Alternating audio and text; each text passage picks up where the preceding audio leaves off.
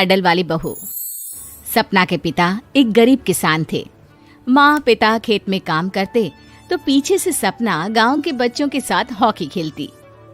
एक दिन शाम को, सारा दिन खेलती रहती है, ये नहीं कि छोटे भाई को संभाले। माँ पता है, मैंने आज हॉकी में पास के गांव के लड़कों की टीम को हरा दिया। अरे वाह वाह मेरी बेटी, शाबाश।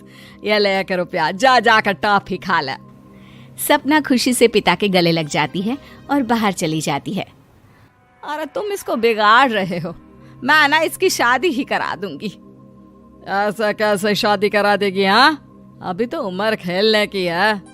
माँ बड़बड़ करती वहां से निकल जाती है। लेकिन शाम को उन लोगों के घर कुछ लोग आते हैं।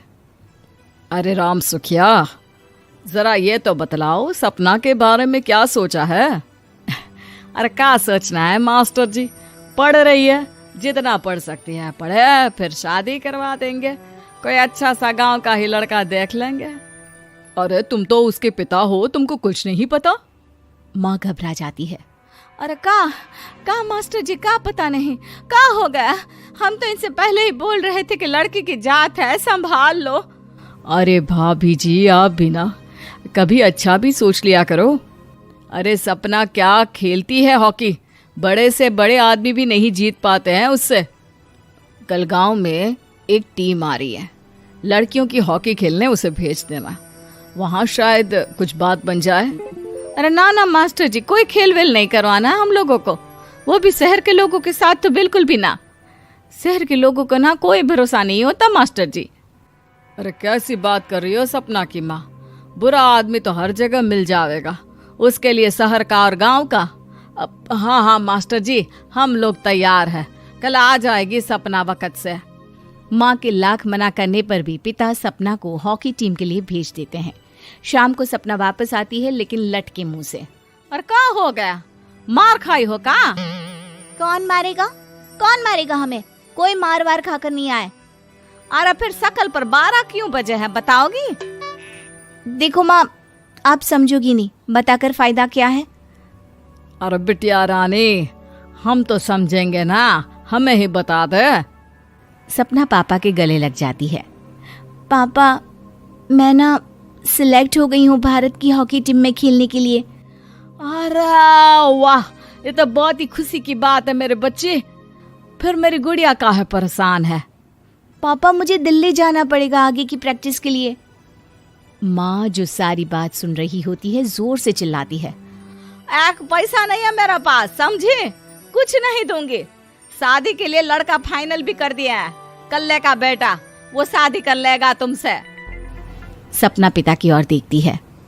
अरे देख सपना, खेलने दिल्ली जाना है तो सिर्फ इसी शर्त पे कि आकर कल्ले से बेटे से चुपचाप शादी कर लेगी, बोल।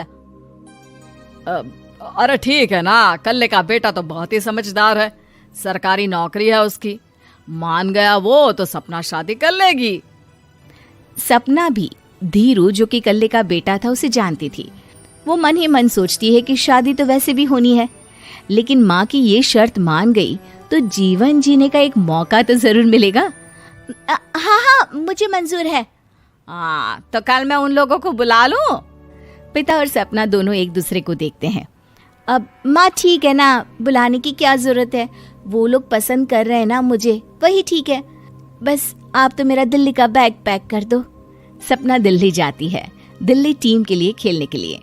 सपना खूब अच्छा खेलती है और गोल्ड मेडल जीत कर आती है। जब वो गांव आती है तो उसका जोरदार स्वागत होता है। हर कोई सपना सपना चिल्ला रहा होता है। और सपना के पापा, तुम्हारी बेटी ने तो गांव का नाम रोशन कर दिया है। गांव की तरफ से तुम लोगों को गांव में पक्का मकान और सपना को परिषद में पक्की नौकरी देने के लिए हम तैयार हैं। अरे वाह वाह, पक्का मकान, ये तो बहुत अच्छी बात है, लेकिन सपना की नौकरी नहीं चाहिए हमें। हाँ, कैसी बात कर रही हो सपना की माँ? लड़की की नौकरी रहेगी तो अपने पैरों पर खड़ी रहेगी, किसी के आगे झुकने की जरूरत ना पड़ेगी। अरे चुप रहो, हम तो नौकरी ना करते हैं, पर मजाल है कि किसी के आगे झुके हो। ना, हमारी बेटी नौकरी नहीं करेगी। पिता लाख समझाते हैं लेकिन माँ नहीं मानती। और फिर वो दिन भी आ जाता है जब सपना को अपने कहे अनुसार लड़के से शादी भी करनी पड़ती है। ससुराल में। ए बहू, तू रोज रोज सुबह कहाँ जाती है? घर का सारा काम निपटा कर कहाँ भागती है? माँ का घर तो पास ही है, वहीं निकल जाती है क्या? नहीं माँ जी, मैं हॉकी खेलने जाती हूँ, मुझे खेलना पसंद है। खेलना पसंद है? अरे कैसी बात कर रही है बहू, शादी के बाद तो कोई लड़की खेलती फैलती नहीं है, वो घर का काम काज देखती है। सपना कुछ नहीं कहती। वो एक रोज कमरे में अपनी अलमारी ठीक कर रही होती है कि तब सुनो, वो जो लटक रहा है ना, क्या बोलते हैं उसे? मेडल। सपना पति की बात सुनकर खुश हो जाती है, उनके पास जाती है। मैं सोच ही रही थी कि तुमने कभी पूछा क्यों नहीं। ये मेडल है, मैंने जीता है। पता है, हॉकी में बड़ा मैदान, बहुत से लोग, 2 टीम और फिर शुरू होता है जुनून। पता है, लगता है जैसे बस जिंदगी यही है, खेलते रहो, भागते रहो, दौड़ते रहो और लक्ष्य को पालो। सुनो ना, मैं ना भारतीय टीम के लिए खेलना चाहती हूँ। माँ, यहाँ तो आ जरा। सपना हैरान हो जाती है कि ये क्या हो गया, पति अचानक से माँ को क्यों बुला रहा है। हाँ बेटा, क्या हो गया? काहे गला फाड़ रहे हो? माँ, ये सपना क्या कह रही है?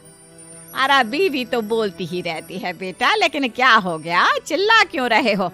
ऐसा क्या बोल दिया इसने? माँ ये बोल रही है कि इसको खेलना है भारतीय टीम के लिए। सपना डर जाती है। नहीं माँ जी, मैंने कहा कि मैं चाहती हूँ कि वो मैं बोला था ना, शादी के बाद कोई खेलता नहीं, घर का काम काज देखता है, लेकिन फिर भी। नहीं माँ जी, ठीक है, मैं घर का काम देखूंगी, कल से मैं खेलने भी नहीं जाऊंगी, माफ कर दीजिए। सपना पति की तरफ देखती है जो माँ की तरफ देख रहा होता है। उसे गुस्सा तो आता है, लेकिन करती भी तो क्या, सास के सामने कैसे पति की क्लास लगाती। अरे बेटा, अब क्यों घूरे जा रहे हो बहू को?